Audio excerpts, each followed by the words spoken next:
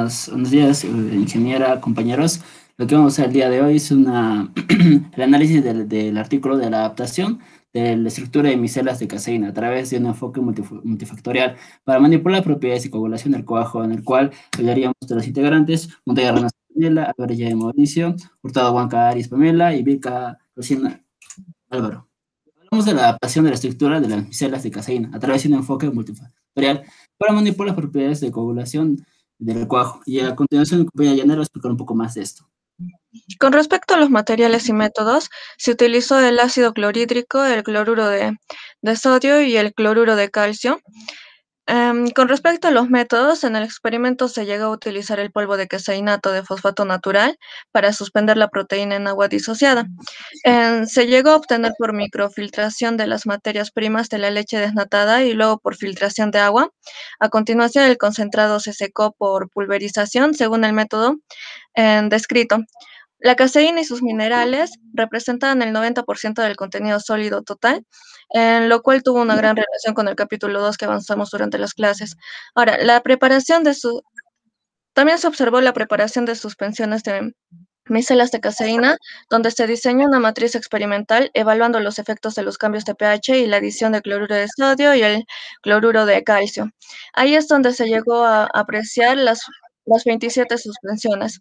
En la recuperación de las fases difusibles de las suspensiones, em, una- se ultrafiltró una alicuota de cada suspensión mediante centrifugación. La fase difusible se analizó para determinar la concentración de iones difusibles y se utilizó para diluir la suspensión para la medición de la turbidez. Ahora, con respecto al análisis, logramos observar los diferentes factores como el contenido de proteína, que fue de acuerdo al contenido de nitrógeno total de cada suspensión, que se determinó gracias a la fórmula de Yedal. Con respecto a la composición y distribución de minerales, se determinó el contenido de cationes totales y cationes difusibles, donde encontrábamos el calcio, el sodio y aniones de cloruro, fosfato inorgánico.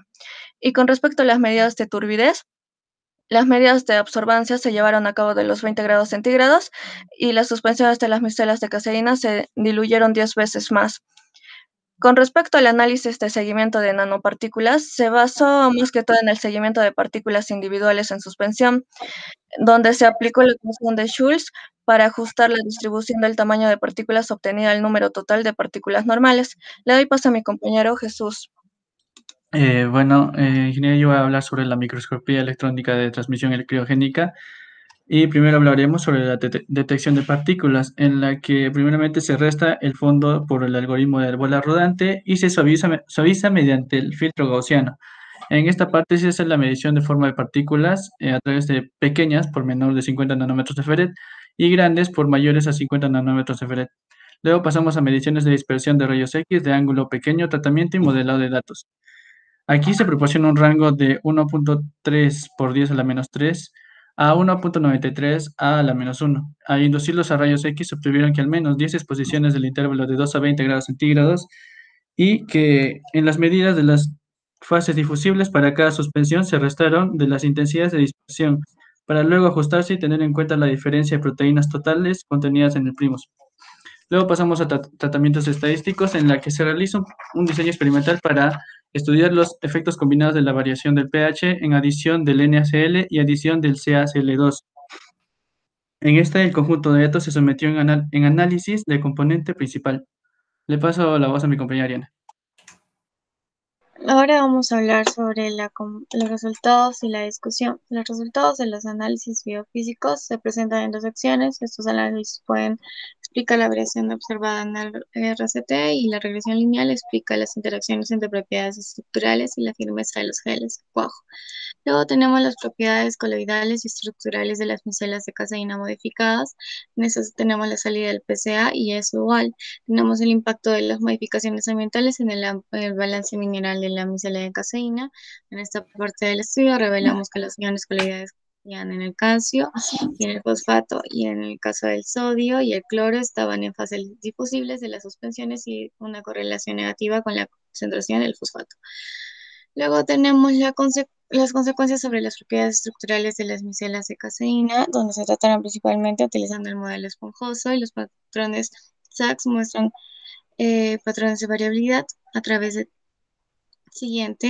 tres regiones diferentes para el conjunto de 9 muestras, y las características estructurales determinadas a partir de los datos SACS para las suspensiones se compararon con el resto de las variables físico-químicas. Siguiente. Tenemos la población A, población B. La población A de la caseína, tenemos el modelo de los datos SACS que permitió variables del radio y la variación de la densidad, escribiendo el radio de la micela de caseína en su contraste por definir. El radio varió de 41.5 a 58.1 en nanómetros. Luego tenemos la población B. Las regiones densas, la dispersión causada por la población B se caracteriza en el radio y en NB. Ambas características mostraron variabilidad dentro del conjunto de muestra completo, con RCD de 38.9 a 84.1%. Le doy paso a mi compañero. Bueno, ahora hablamos de la población C, que hablaría de nanoclusores o inhomogeneidades de propiedades, que hablan de un radio medio de población que oscila entre 1.5 y 1.7 nanómetros de un grupo de suspensiones estudiadas. Bueno, también podríamos hablar de las propiedades de coagulación de las micelas de caseína y el tiempo de coagulación de cuajo, donde hablamos que la alteración de cuajo hizo de las 27 suspensiones ya mencionadas anteriormente que coagularan entre 1.11 y 42.4 minutos, según un 113% de RDS. Esta gran brevedad se atribuye primero a la alteración en el pH debido a una correlación de disminución del pH que ha sido del calcio y fósforo. Y dentro del tema de las conclusiones, podemos hablar un poco más del diseño experimental multifactorial aplicando el cloruro de sodio y el cloruro de calcio, que son las dos características de coagulación coloidal y cuajo del micelaides de caseína, que se valoran en las variaciones del pH que vamos a tener que tratar. Un poco más también las propiedades de cuajo que se vieron más afectadas por una disminución del pH, pero con una reducción del RCT. Y por último, un poco del estudio que proporciona un marco de vinculación de la literatura existente sobre el efecto de variables individuales y la mejora de la comprensión para el trato de leche. Y en la parte de discusión podemos hablar que la leche puede sufrir alteraciones, como adición de agua, de suero, entre otras alteraciones como modificaciones, tomando en cuenta que esto podría haber una problemática a la vista tanto local como nacional. Si nos enfocamos en el cuajo, debemos fijarnos especialmente en la dosis de cuajo, de la concentración de iones de calcio. Esas dos constantes podrían variar en algunos ajustes ya analizados en el presente artículo que explicaremos juntamente. Gracias, ingenieras.